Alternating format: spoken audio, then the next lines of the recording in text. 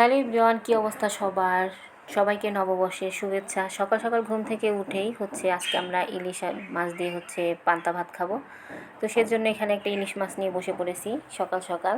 তো এখানে মাছটাকে প্রথমে আমি কেটে নিতেছি, আর এই যে তারপর রান্না করব। আর এই তো এখানে মাছটাকে কাটার পর আমি একটু ধুয়েও নিলাম। আর এই তো এই যে মাছটা কিন্তু একদমই দেখা যাচ্ছে কত তাড়াতাড়ি করে কেটে নিলাম, কিন্তু মাছটা কাটতে অনেকটাই সময় লেগেছিল। তারপরে এই যে মাছটা কিন্তু কাটা হয়ে গেছে। আর এটাকে আমি লবণ হলুদ মেখে নিতেছি, কারণ এটাকে ভাজবো। ভাজা মাছ দিয়ে আমরা পান্তা ইলিশ খাবো। তো এই ভাজা মাছ দিয়ে পান্তা ভাত দিয়ে খেতে কিন্তু ভীষণ ভালো লাগে। তো আমি হালকা করে একটু মরিচের গুঁড়াও দিয়ে দিলাম, এতে করে মাছ ভাজাটা বেশি ভালো লাগে। তো তারপর এই যে লবণ হলুদ তারপর মরিচের গুঁড়া দিয়ে হাত দিয়ে একটু ভালোভাবে মেখে তারপর তেলের মধ্যে ভেজে নেব। এদিকে আমি তেলটাও কিন্তু গরম দিয়ে দিলাম। তো সকাল সকাল উঠেই রান্না বান্না করতেছি। আর পয়লা বৈশাখে কিন্তু আমাদের এখানে অনেক জায়গায় মেলা হচ্ছে। তো বিকেলের দিকে আমরা মেলাতেও ঘুরতে যাব। আর এই তো এখানে মাছটাকে আমি একটু ভেজে নিতেছি। আর সকালবেলা ঘুম থেকে উঠেই দেখি অনেকটাই রোদ উঠেছে, আজকে প্রচুর পরিমাণে বাইরে গরম। তো সেজন্য আর সকালবেলা আমরা কোথাও যাই নাই। তো ভাবলাম এখানে ইলিশ পান্তা করে আমরা সবাই মিলে খাই। তো আমরা যারা বাড়িতে থাকি, আমাদের পহেলা বৈশাখ কিন্তু বেশিরভাগই রান্নাঘরেই কাটে। তো এই যে এখানে মাছগুলোকে আমি ভেজে নিতেছিলাম।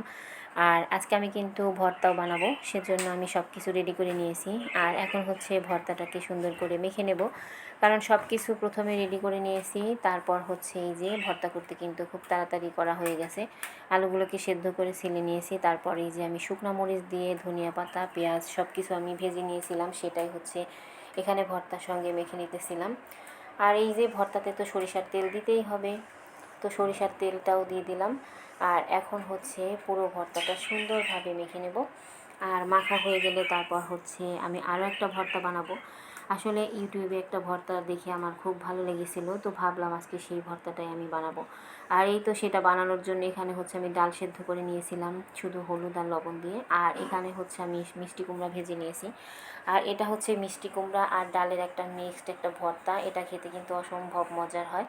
তো তারপরে এই যে আমি আলাদা করে ভেজে রাখা শুকনো মরিচ আর পেঁয়াজ এটা দিয়ে দিলাম। তারপর সরিষার তেল লবণ দিয়ে এই ভর্তাটা মাখিয়ে নেব। এই ভর্তাটা গরম ভাতের সঙ্গে খেতে কিন্তু ভীষণ পরিমাণে ভালো লাগে। যারা যারা এখনও খান নাই অবশ্যই কিন্তু বাসায় করে খাবেন। তো তারপর আমার এই যে সকাল সকাল পয়লা বৈশাখ উপলক্ষে সকাল সকাল সবার জন্য এই যে যা যা রান্না করেছিলাম সেগুলো সব কিছু আমি টেবিলে দিয়ে দিলাম। এখানে কিন্তু গরম ভাতও ছিল, আবার পান্তা ভাতও ছিল, যে যেটা খায়। আর পান্তার সঙ্গে আমি কাঁচামরিচ আর পেঁয়াজও নিয়ে নিয়েছি। আর এই তো এখানে আমার 2 রকমের ভর্তা, ইলিশ মাছের ভাজি, আর এখানে গরম ভাত, আর এখানে পান্তা ভাত। তো এই ছিল আমাদের আজকে সকাল সকাল খাবারের আয়োজন। তো খাবারটা কিন্তু বেশ ভালো ছিল। আর এই তো সবাইকে খেতে দিয়ে দিলাম, আর এদিকে আমি আমার খাবারটা বেড়ে নিলাম।